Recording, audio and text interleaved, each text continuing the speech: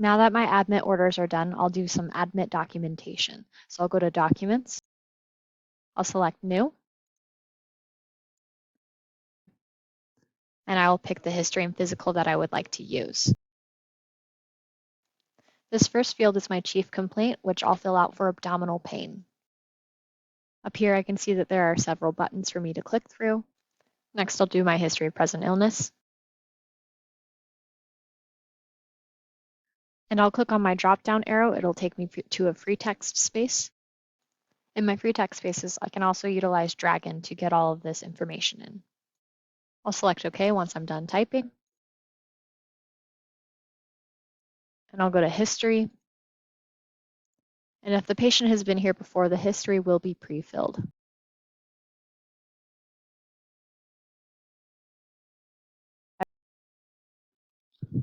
Once I'm done with that, I'll go to Meds and Allergies.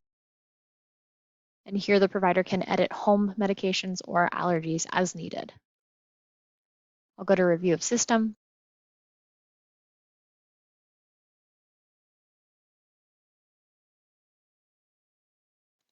If all other body systems are normal, I can use my reviewed and negative. And if I want to note any other findings, I can click on my drop-down arrow and note them in my free text space where I can use my Dragon. I'll go to PL Func. This stands for prior level of function.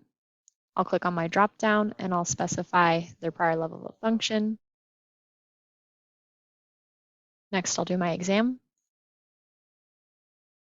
If I click on the in, it'll circle the normal for that section.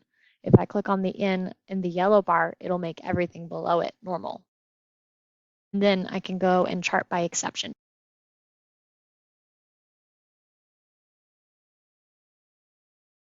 And if I would like to, I can add a comment by highlighting the item and clicking into the comment box to write a comment.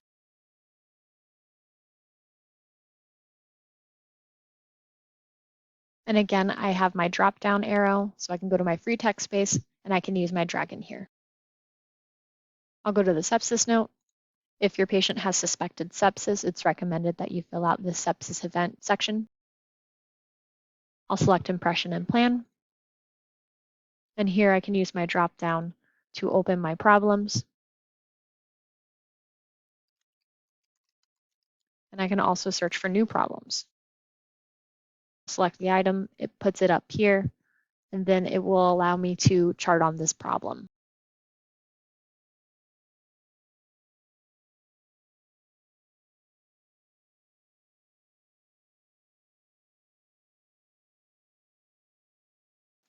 And lastly, I'll go to issues.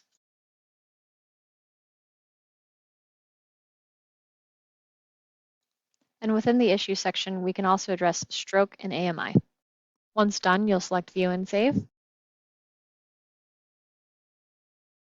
If I want to sign it, I'll select Signed. I'll enter my PIN, and that will sign my document.